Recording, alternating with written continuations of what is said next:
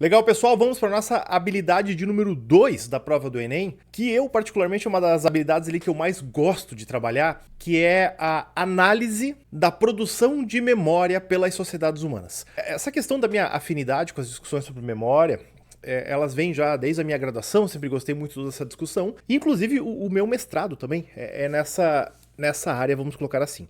Então, primeiro de tudo, acho que é importante a gente definir ou pensar um pouco mais o que é essa tal memória que a habilidade está cobrando da gente, né? Memória, nesse caso aqui, não é simplesmente a ideia da lembrança ou da recordação, porque não é a memória da pessoa. Não é aquilo assim, putz, eu estudei isso aqui tudo e isso não fica na minha memória. Não é nesse sentido, né? Não é essa memória cognitiva, vamos colocar dessa forma. Nesse caso específico, a memória a que está sendo referida aqui seria a memória social, ou seja, a memória dos grupos humanos. Porque, claro, nós, enquanto indivíduos, eu, você que está me assistindo, a sua mãe, seu pai, todo mundo tem memória daquilo que viveu, perfeito. Mas os grupos sociais, os grupos humanos, eles também constroem uma memória comum ou uma memória em conjunto. E, inclusive, essa construção dessa memória está diretamente ligado àquilo que a gente falou na aula passada sobre a ideia da cultura, ou mesmo que nós falamos lá na abertura da competência sobre a ideia de identidade. A memória, ela é um elemento formador da questão da identidade e ela está diretamente ligada e relacionada com a construção da cultura. Porque, claro, né, gente, dentro das habilidades de uma determinada competência da prova do Enem, nós vamos ver que esses assuntos eles estão todos interligados, né? Então a gente acaba se referindo um ao outro aí ao longo dessas nossas aulas. Então, nesse caso, a memória, outro ponto que é importante entender é que ela não é sinônimo de história. História e memória não são sinônimos, são coisas diferentes. Por que elas são diferentes? A história, ela é uma construção científica. Existe um método para a gente definir a questão histórica, dizer o que foi efetivamente um fato histórico ou não. Já a memória, ela não tem necessariamente esse comprometimento com a ciência. A memória, querendo ou não, ela é uma construção livre. Então, cabe à história, enquanto ciência, fazer uma análise dessas memórias.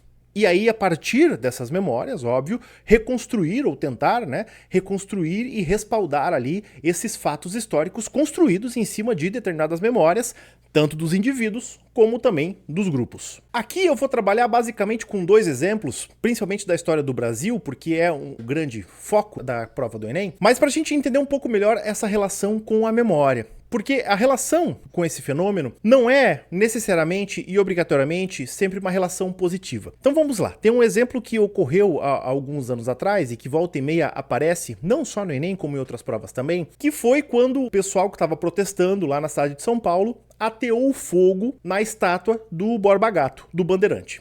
Então vejam, a partir daqui nós podemos tirar diversas discussões para toda essa competência. Mas novamente, esse aqui é apenas um exemplo, né? E a gente pode aplicar essa discussão para outros exemplos, obviamente, mas eu vou ficar nesse porque é mais tangível e porque está próximo e que foi bastante debatido. Então vejam só, quando existe um monumento, como por exemplo uma estátua em homenagem a uma determinada pessoa, nesse caso específico a um bandeirante, né, ao Borba Gato, o que a gente entende? O monumento, ele é um instrumento de memória. Porque, afinal de contas, se foi erigida uma estátua, se foi erguida uma estátua, as pessoas querem usar aquilo ali para lembrar, olha, essa pessoa aqui, essa determinada pessoa, ela foi importante.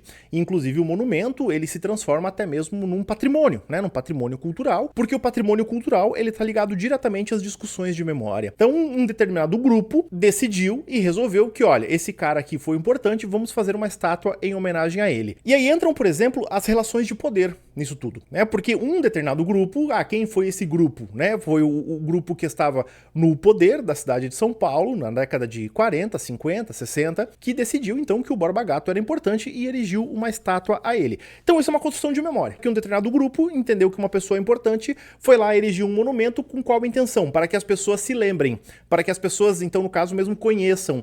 Então o Borba Gato, ele está sempre sendo discutido. Novamente, esse é um exemplo que pode se estender para qualquer outro tipo de patrimônio. Quando nós pensamos, não precisa ser somente uma estátua, mas quando uma ponte, uma rua, uma avenida tem o nome de alguém, por exemplo. Tem várias e diversas cidades no Brasil que tem uma Avenida Getúlio Vargas, que tem uma avenida Juscelino Kubitschek, que tem um bairro, por exemplo, aqui onde eu moro tem um bairro chamado Costa e Silva, e assim por diante, né? Isso tudo também são questões relacionadas à memória. Mas vamos voltar lá pro Borba Gato. Como eu falei pra vocês, então, beleza, num determinado momento alguém decidiu, o Borba Gato é importante, vamos erigir uma estátua. Agora, por que então que as pessoas atacaram a estátua do Borba Gato? Eu não vou entrar aqui na discussão historiográfica do bandeirantismo e dizer, né, olha, o bandeirantismo foi isso, foi aquilo, mas tô pensando novamente na questão dos fenômenos de memória. De repente, um determinado grupo, ali há uns 2, 3 anos atrás, entendeu que aquela estátua ela era ofensiva para esse grupo, porque a afirmação era o que? Que o Borba Gato ele representava os bandeirantes, que perseguiam indígenas, que perseguiam negros, aquela coisa toda, e eu não tô questionando a validade disso, tô só reproduzindo, né, a linha de pensamento. Então esse grupo atacou a estátua e botou fogo nela. Em outros casos foram lá e pintaram também com as cores da bandeira do arco-íris outras estátuas de bandeirantes em São Paulo. Isso a gente chama de uma intervenção direta num patrimônio público. Só que o que acontece? Quando um grupo ataca um determinado patrimônio, seja como for esse ataque, ele também está ressignificando a memória daquele monumento. Porque o que acontece? Eles estão olhando para aquele monumento e estão dizendo assim, isso é ofensivo. O que não está existindo naquele momento? Não está existindo indiferença. Então, a memória, a construção, aquele patrimônio, ele também faz sentido para o grupo que se diz oprimido por aquilo. Assim como ele fez sentido para o grupo que quis homenagear aquela pessoa, existe um outro grupo que se sente, que se relaciona com aquela memória num sentido de opressão. Estão percebendo? E o que eles fazem? Eles vão lá, então, interagem de uma forma violenta, tudo bem? Mas é uma forma de interação. O outro exemplo que eu quero trazer para vocês sobre a construção da memória, e aí esse exemplo cai melhor na ideia do que eu estava falando do que é ou não memória e história, tem a ver com as memórias de mulheres que foram adolescentes durante a ditadura militar, por exemplo. Isso é fruto de um artigo histórico, um artigo científico, e teve uma pesquisadora que entrevistou, então, hoje, né, atualmente senhoras, que na época da ditadura militar tinham seus 16, 17, 18 anos, né, eram adolescentes no período da ditadura. E das entrevistas que ela fez, 2 entrevistas me chamam a atenção. Porque dela entrevistou uma filha de um general daquele período, né?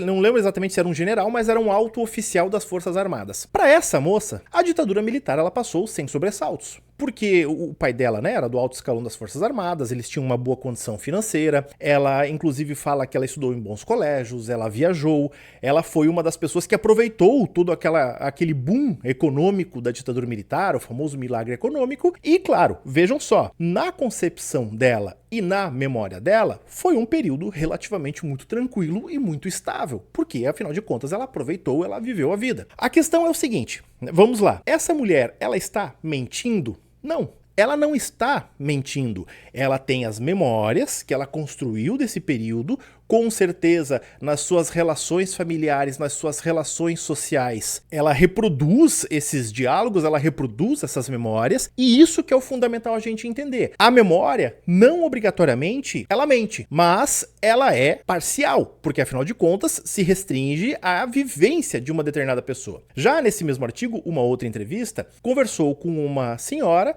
que na época da ditadura militar, o pai dela sumiu. Ele foi sumido, vamos dizer assim, pelo governo, e ela com 16 anos de idade teve que largar a escola, teve que ajudar a mãe trabalhando, elas faziam limpezas, né, em casa, eram diaristas, e para ela, então, esse período é extremamente traumático, porque além dela ter perdido o pai, ela teve que abandonar a escola, teve toda uma outra relação familiar. Então, vocês estão vendo como são duas memórias bem distantes uma da outra, sobre um mesmo período que reproduzem o quê? Que reproduzem diferentes sensações. Da mesma forma, nós podemos pensar sobre esse mesmo período, ainda utilizando exemplos, mesmo cidades ou regiões.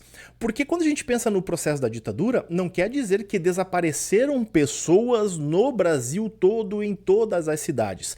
Em determinadas cidades, por exemplo, o período militar foi um período de grande crescimento. Eu vivo numa cidade que cresceu muito durante o período militar, porque teve um grande investimento na industrialização, você teve o aumento muito grande de bairros, de número de escolas, de número de hospitais, assim por diante. Só que percebam, por favor, né? Eu não estou de forma alguma fazendo aqui uma defesa da ditadura militar, muito longe disso, mas a questão é que a gente pensar o quanto que esse regime impacta e o quanto que se constrói a memória dele. Porque realmente foi um período ditatorial, ditatorial, foi um estado de exceção, o Estado agiu de forma abusiva para com pessoas onde não se respeitou os direitos básicos do cidadão, como o direito à defesa e uma série de outras coisas, né, que também não vou entrar nessa historiografia aqui agora, mas são exemplos de como a memória se constrói. Da mesma forma que nós podemos pegar N outros exemplos para pensar nessa relação da memória. Então, isso que é o fundamental dessa aula de agora. Entender que a memória, ela não é a história. A memória, inclusive, nós podemos pensar um pouco, voltando para nossa aula anterior, a memória como uma formação de fontes historiográficas. Porque, afinal de contas, os relatos orais, né, as entrevistas, isso tudo, também são fontes. Tanto que existe uma linha da história, que é chamada a história oral, que se preocupa somente com ouvir pessoas que viveram determinados períodos. Essa linha da história oral,